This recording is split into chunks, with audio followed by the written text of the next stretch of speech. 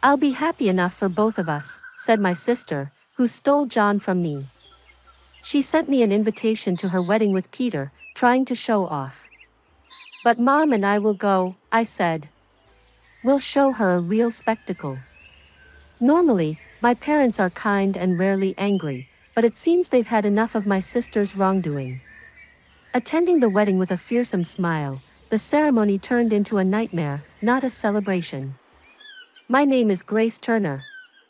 I'm 24 years old, I work as an illustrator, and I'm newly married, not even a year into my marriage.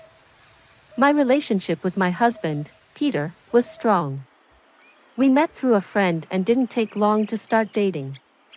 He proposed at a restaurant with a beautiful night view. Our wedding was blessed by family and friends, a ceremony filled with smiles.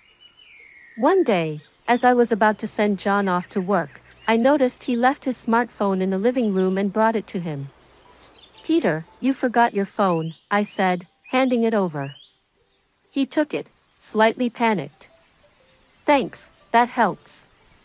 See you later, he said as he rushed out. I felt something was off about his haste. That was the beginning. After that, John started to carry his smartphone with him at all times, even at home. Suspicious, but I couldn't believe John would cheat, right? We've been getting along well without any major issues, so I reassured myself that everything would be fine. However, my trust was soon shattered. After finishing hanging the laundry, I returned to the living room and noticed a notification on my phone. It was an email from an unknown account. Hey, long time no see. How have you been? It seemed like someone I knew, but I've heard of scams pretending to be acquaintances, so I decided to ignore it. If it was important, they'd call, I thought. Hey, don't ignore me. I can see you've read it. Ignoring your sister, that's just like you, always so mean, the message read. The moment I closed my phone, it rang. The message was from the same unknown account, calling me sister. Indeed, I have a sister named Sally, but she's a troublemaker in many ways. For example, she has financial issues. Sally often borrowed money from friends for various reasons and then cut off contact without repaying them, leading to my parents and me frequently facing the backlash. However, because she was their daughter, my parents ended up repaying her debts. Next, there were complaint issues. Sally would immediately lodge complaints over the smallest inconveniences. Her manner of complaining was terrible. She would hurl abuse and even force those who came to apologize to kneel, making her an extremely problematic customer. Then, there were issues with men. Sally loves men, particularly those who were taken. She didn't care if it was a friend or a family member. If she set her sights on a man, she'd pursue him. Indeed, this caused friction with friends, and the fallout often landed on my and my parents' doorstep. It's because of her behavior that I wanted nothing to do with Sally, and we had been out of touch since she left home.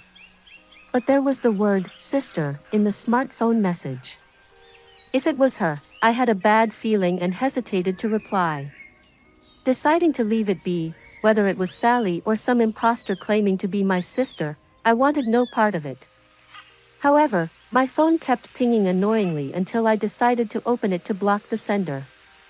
What I found was shocking. Ignore me all you want, but John is mine now, so hurry up and divorce him, okay? Thanks for finding such a great catch for me. From today, John won't be returning to you. So I'll send over the divorce papers. Make sure to file them quickly, the message read, accompanied by a photo of Peter and Sally together. I didn't need confirmation to know it was true. My hands trembled as I sat down, overwhelmed by shock to the point of feeling faint. Following Sally's words, John never returned home, and all I received were the filled-out divorce papers. Attempts to contact John were met with complete silence. Suddenly stripped of my happiness, I was overwhelmed with sadness and anger, and became emotionally unstable. Why, Peter? I spent days in tears. After a few days of calming down, I decided to contact Sally. What's your intention? Let me talk to Peter. You've been ignoring me all this time and now you contact me without even a hello or apology. What's your intention? Excuse me, you're the one who should be apologizing. Just send Peter back here. For now. No way. He doesn't want to come back. He says he loves me far more than he ever loved you. And why should I apologize? It's your fault for not being able to keep him. No matter what I said, it just didn't get through. I was already in a terrible mental state, too tired to worry or think anymore. Enough. Finally realized it was hopeless. Clinging on will only make you more disliked. You know, if you're going to resent someone, resent your lack of charm, loser. After this exchange, I closed my phone. I was done dealing with Sally and had lost all affection for John, who had chosen her. Before I knew it, I had signed the divorce papers, and just like that, my once happy marriage came to an end. My life became a mess after that. Perhaps due to the severe mental damage, I struggled to eat, feeling more exhausted than usual. I looked so haggard that my coworkers were worried. And though I tried to assure them with a smile, it seemed my body and mind were reaching their limits. Eventually, I collapsed at work, waking up in the emergency room. I found my parents and a close coworker by my side. Hannah, can you recognize me? Hannah? Hearing their voices brought me back to full consciousness.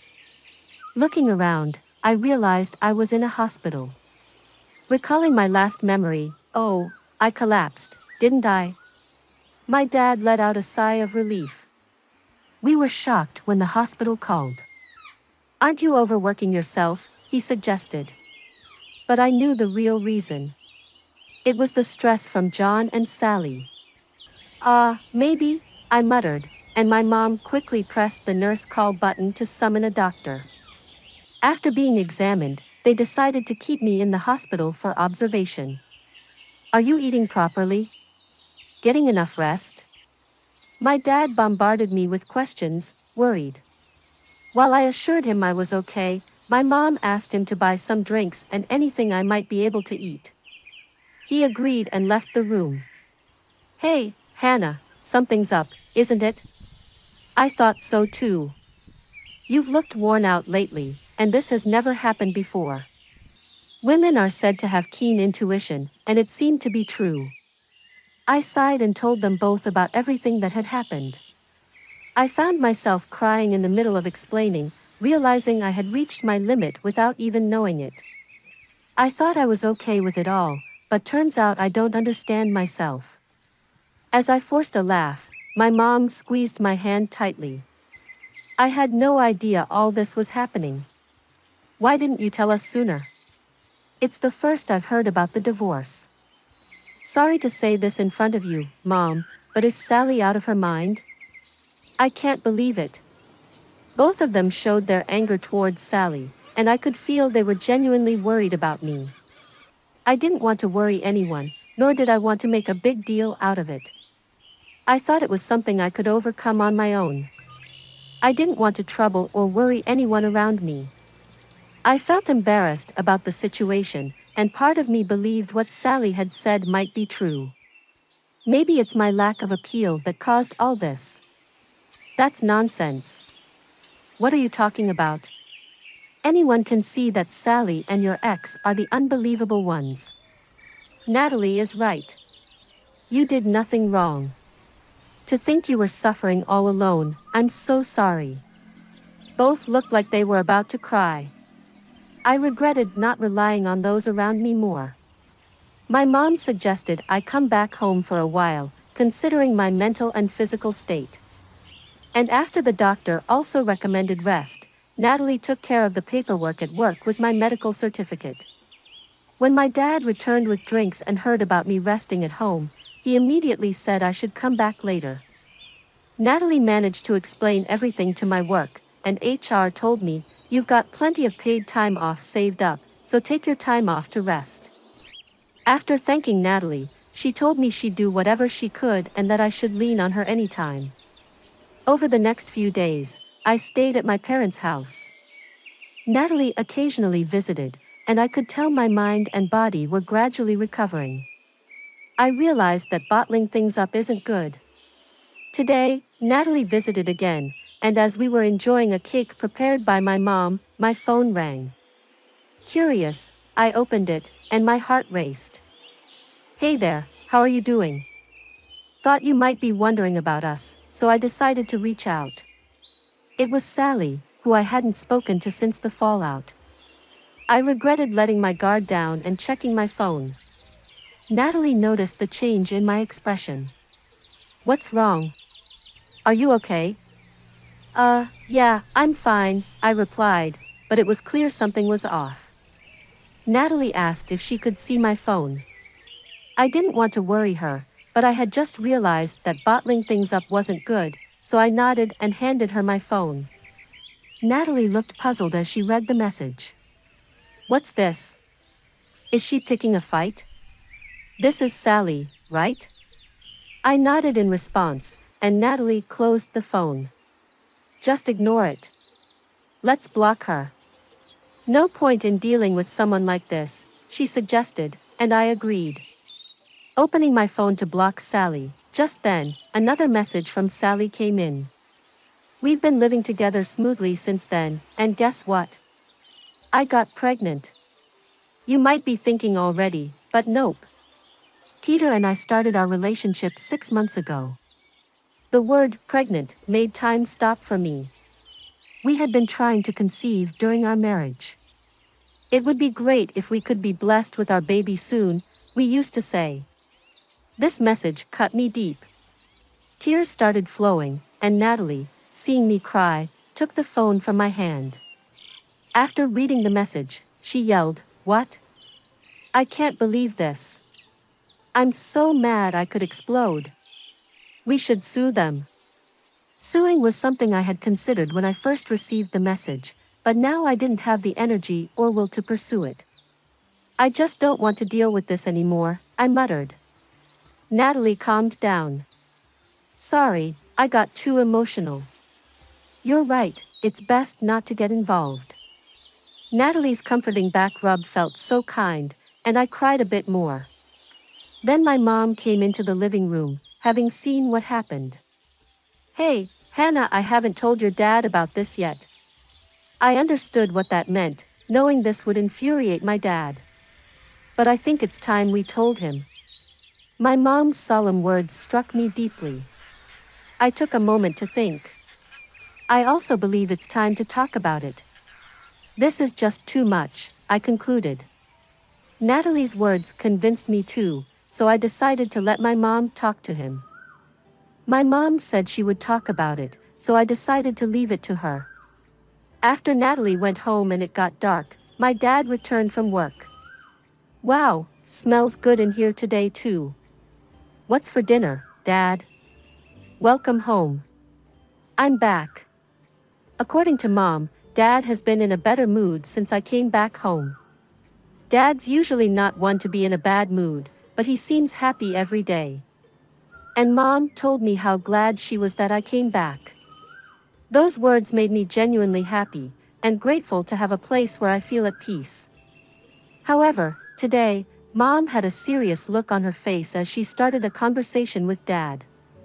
"Welcome home, Dad. I'd usually love to chat about the usual fun stuff, but there's something important we need to discuss." Seeing Mom's expression, Dad seemed to understand and turned serious too. Then, looking at me, he said, "It's about you, isn't it?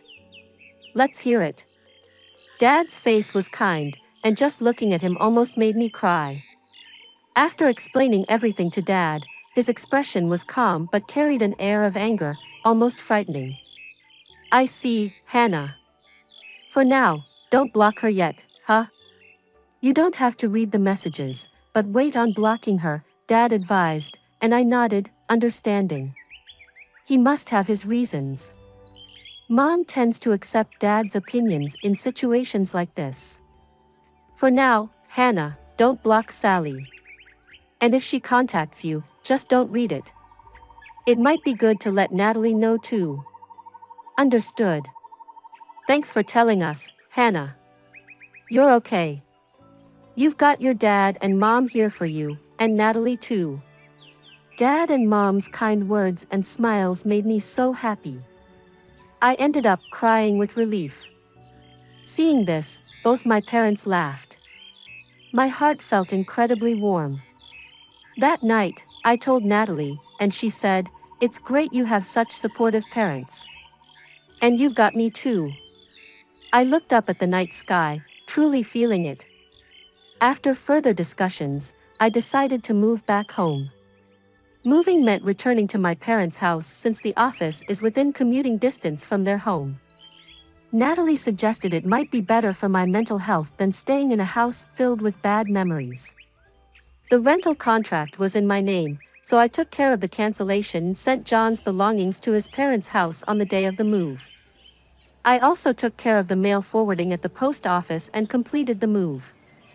I said goodbye to the landlord with a smile, able to leave on good terms. So I started living at my parents' house again and successfully returned to work. My colleagues were very worried, but I could now answer them with a genuine smile, saying, "I'm okay." My boss also told me not to overdo it, making me realize once again what a great workplace I have. A few months later, I was home. As I got home, my mom greeted me with a serious face. "Welcome back, Hannah. There's something we need to talk about. Come to the living room as soon as you've changed." "Oh, okay, understood." I predicted something was up from my mom's serious expression. I changed into my casual clothes and went to the living room, where my parents were sitting with a puzzled look over a letter. I hesitantly took a seat in front of them and saw the letter placed before me. "An invitation," I muttered. "And Dad said, yes." It appeared to be a wedding invitation, but what could be the problem with it? "Can I see it?" "Yes, you can." I took the invitation in my hand. The senders were unbelievably Sally and Peter. "What?" My voice escaped me in shock. "You filed a forwarding address because you moved, right? This was sent to your house." "That's right." No wonder. Both their faces looked grim. However, surprisingly, I felt calm. If this had happened before, I would have been shocked, but now I just felt disdain. "Are you okay?" my mom asked, concerned. Dad was also looking at me. Somehow, I'm much better than I thought I'd be. Seeing this, I can only feel disdain, though I do wonder how far they want to demean me, right? Even if she's my daughter, this is beyond what I can tolerate. I'm glad Hannah isn't as shocked as we feared, but still, this is going too far. I could see flames behind my parents. I'm grateful for my dad and mom, who are angry for my sake. It's addressed to me. I don't have to go, right? I asked, and my parents looked me straight in the eye. "Mom and I will go." "What?" "We'll show them what hell looks like." "What?" Seeing my usually gentle parents this angry was a first for me, and it made me uneasy. "But this is addressed to me." "Well, we are the parents of the bride. It would be rude not to attend, right?" "Exactly. Our daughter's wedding. Looking forward to it." "Imam, yes?" My parents exchanged smiles. I could only give a wry smile when I told Natalie about it. She didn't seem surprised at all. "Aren't your parents right? If you're related to the bride and groom, you have to attend." "But wow, a wedding, huh?" "Icham." I could tell she was smirking, even over the phone. Everyone around me is strong, but they're also scary when angered. "On the day of the wedding, are you going? Are you sure?" Watching my parents prepare to attend the wedding, I asked anxiously. "Why worry? There's nothing to be concerned about," my mom said with a smile, but her eyes weren't smiling, which made me nervous. Dad had a similar reaction, dismissing my worries as they continued their preparations. "I hope it's okay," I mumbled, ignoring my concerns. The sound of a car arriving could be heard. I went to check if they had called a taxi, only to find a familiar car parked outside, and who should get out but Natalie. "Natalie? What are you doing here?" I blurted out as I opened the door, seeing her dressed in a party dress, looking glamorous. "Good morning. Are your dad and mom ready?" No answer to my question. "What? I'm attending the wedding too." "What?"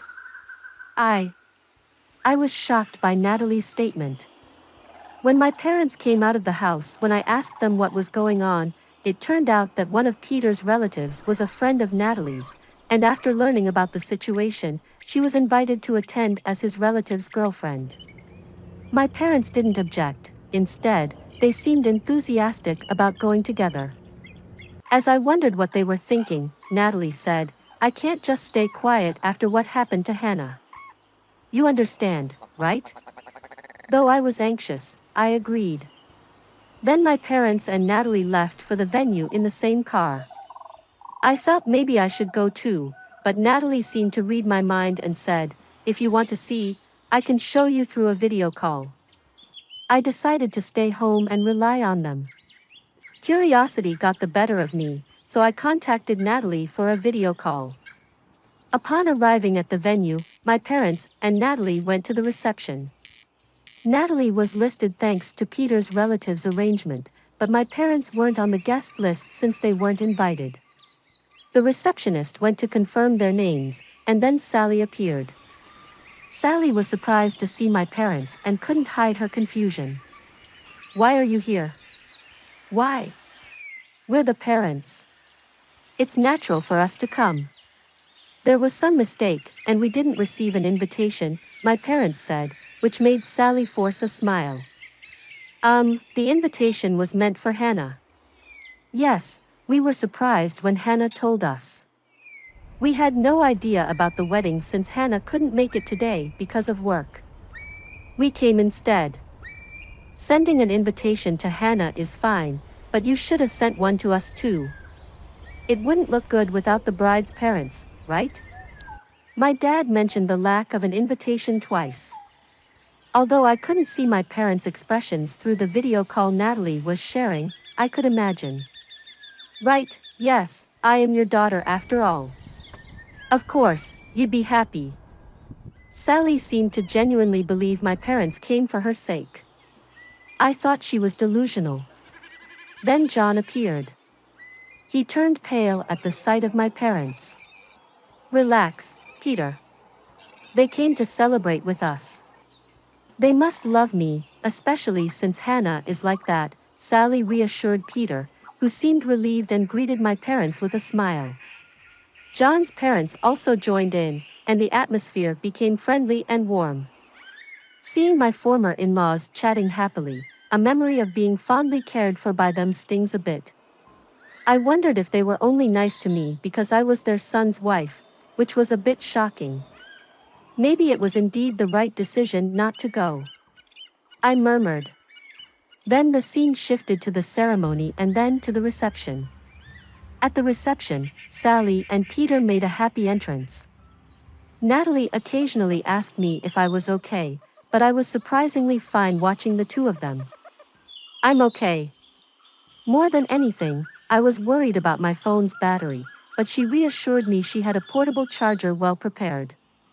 Indeed, when it came time to read the letter of gratitude to the parents, Sally started panicking because she hadn't expected her parents to come. Seeing this, my parents asked the MC for the microphone.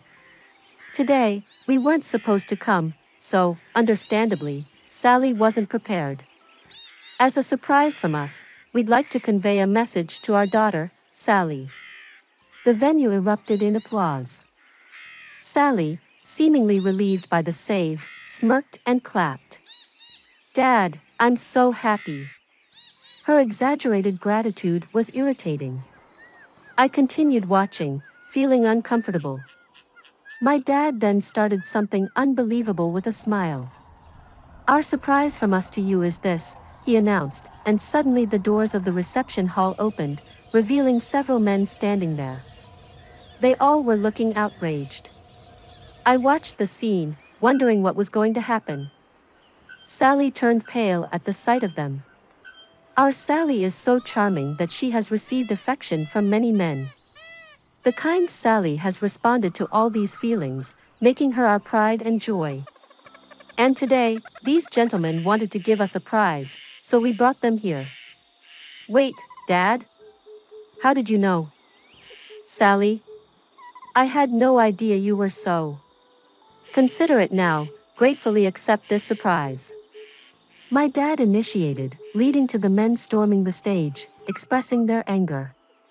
Sally tried to escape but was confronted with accusations like, what do you mean you're marrying someone else? How much do you think I've spent on you? And pay back the money you borrowed. Sally turned pale and was nearly in tears. Watching this, Natalie coldly commented, "Wow." While I was stunned, Peter confronted Sally with a, "What's going on?" He found her too shocked and flustered to respond. Then my mom took the microphone and began to speak. There's one more surprise. As my husband mentioned earlier, our daughter, Sally, is very charming, so much so that she's also popular among women. As Mom said this, several women in attendance stood up. We've invited those who expressed a desire to meet Sally. Following my mom's words, the woman approached Sally. How dare you steal my man, and then try to be happy yourself? Pay me the alimony for cheating with my husband. You cut off contact as soon as I lent you money. Pay me back. The situation turned into chaos. The reception hall went from buzzing to downright hellish. I imagined the other guests must be shocked, but they seemed more disgusted than anything. Seeing my parents smiling through this chaos was frightening, and I realized this was the kind of reputation my sister had. Amid this uproar, someone took the microphone. Sally, to have such an attractive person as our son's bride is truly heartwarming. To my surprise, it was my former mother-in-law, making an unexpected statement. As I wondered what she was talking about, she continued. It might not compare to the wonderful surprise prepared by Sally's parents, but we also have a surprise for you. John looked shocked by his mother's words. What are you talking about, Mom? Can't you see what's happening? Ignoring John's attempt to calm the situation, my former father-in-law took the microphone. First, we'd like to thank Mr. and Mrs. Sally's parents for such an appropriate surprise. I run a business, and we've decided to remove John from his successor position. This is our surprise for you. What? What? Sally and John were astonished. I had heard during their marriage about John being groomed as a successor. His dad's announcement was shocking. What are you saying, Dad? You've made your own choices. Cheated by your own will, divorced by your own will, and remarried by your own will. Someone who can make such commendable decisions should start your own business rather than take over mine. Don't decide on your own. You said I was the successor. John's eyes widened in panic. No, we are serious. You're already splendidly independent. Use that judgment to live your life from now on. Together with the wonderful Sally. Exactly. Having a son who can make such self-centered decisions, I couldn't be prouder. My jaw dropped. My former in-laws seemed to be laughing like my parents, but their eyes weren't smiling. They seemed pretty angry. Natalie was chuckling upon hearing this. Serves them right. I can barely hold back my laughter. I'm just speechless, I said. And Natalie filled in on what had happened while I was away. My former in-laws had come to apologize. They thought of me as their daughter, and my parents, and they had planned this surprise revenge together. Natalie had been in touch with my parents and had also heard the story from John's relatives, so she knew everything. Hearing this made me tear up, realizing I had so many people on my side. You're not alone. So many people care about you, Hannah. How could we stay silent when someone important to us is hurt? Yeah.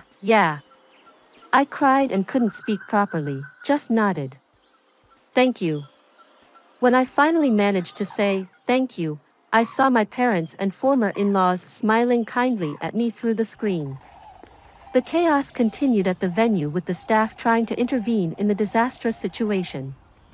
Then a man stood up and walked towards the stage. He stood in front of John. Then John collapsed to his knees. Apparently, after being told something by the man returned to his seat. Hey, what did that man say? Can't tell from this distance unless he uses a mic. Maybe I should go ask him directly, Natalie said and moved towards the man with her phone. Excuse me. As Natalie approached, the man turned around. I was startled. Uncle? Yes, it was my dad's brother, my uncle. Natalie showed him the screen, and seeing me, my uncle was surprised and very happy. Hannah, are you doing all right? I heard about today from your dad. It must have been tough. Thanks for worrying about me, but I'm okay. By the way, what did you say to Peter just now?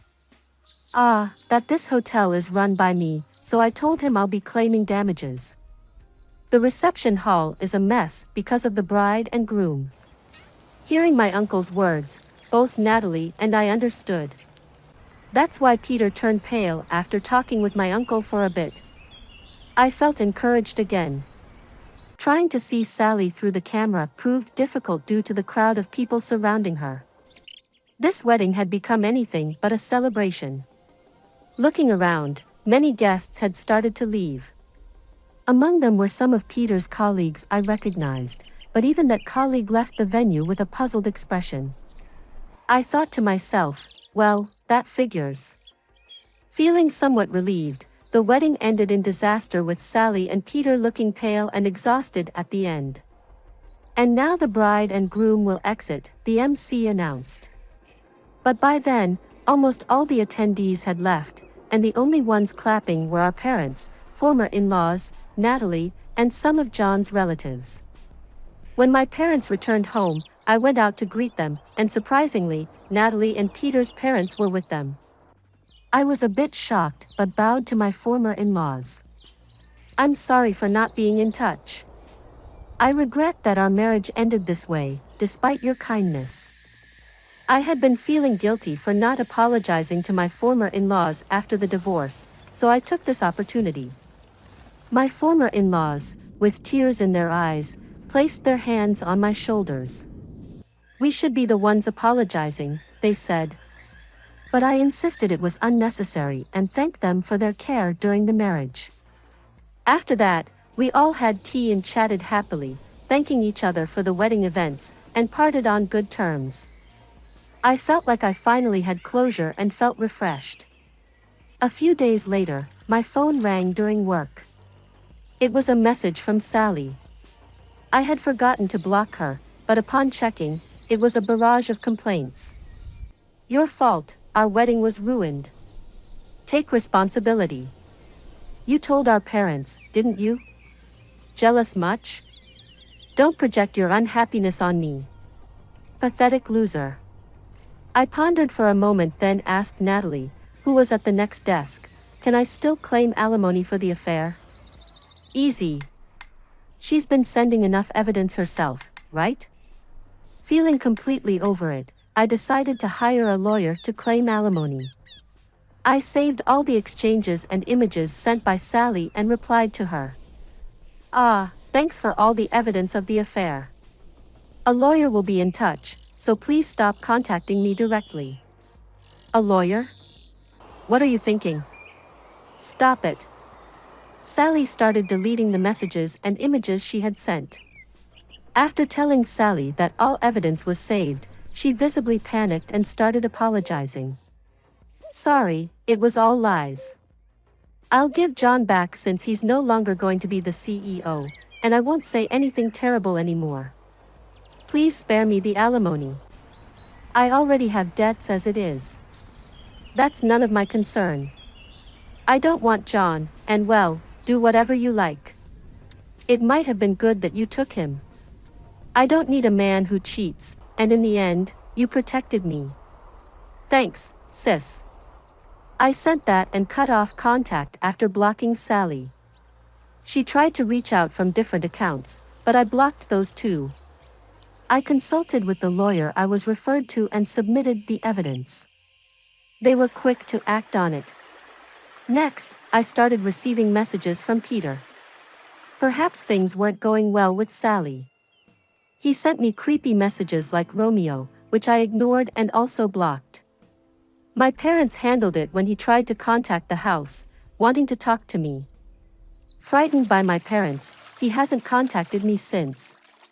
Later, the lawyer informed me that John and Sally had agreed to pay the alimony. They tried to fight it with Sally's usual complaint tactics, but that doesn't work on a lawyer. Realizing they had no chance, they accepted defeat dejectedly. John, initially resistant, turned pale and gave in after learning Sally had sent me plenty of evidence. Despite the bitter feelings from being tormented by such childish individuals, I'm now only grateful for the many people who protected me. Sally and Peter eventually divorced. Sally, having no one to rely on, contacted our house once, but my parents made an estrangement declaration. It said that she hung up the phone while crying. John, rumored about the wedding at work, found it uncomfortable and resigned. Unable to return home, he's now surviving on part-time jobs. As for me, I received a promotion at work due to my high performance. I started a relationship with someone I met in my new department, looking towards the future. Natalie also hit it off with one of John's relatives, and we often share our love stories. Next month, as a celebration, my parents, Natalie, and even my former in-laws are planning a hot springs trip together. After hitting rock bottom, I feel happier than before. Let's conclude the story shortly. Hannah, having weathered the storm of her sister's betrayal and a disastrous wedding, found solace in the unwavering support of her family and friends. She flourished in her career, found love again, and embraced a future filled with joy and peace. The chaos caused by Sally and Peter ultimately catalyzed Hannah's personal growth and a reminder of the strength she possessed within herself. Though the scars of betrayal lingered, they were overshadowed by the warmth of genuine connections and the unwavering love of those who truly cared. As Hannah embarked on this new chapter, she carried with her the lessons learned, a heart brimming with gratitude, and a spirit that refused to be broken. Thanks for watching. How did you find the story? Let me know in the comments below. Remember to like this video and subscribe to our channel for more awesome stories like this. Your feedback and support mean a lot.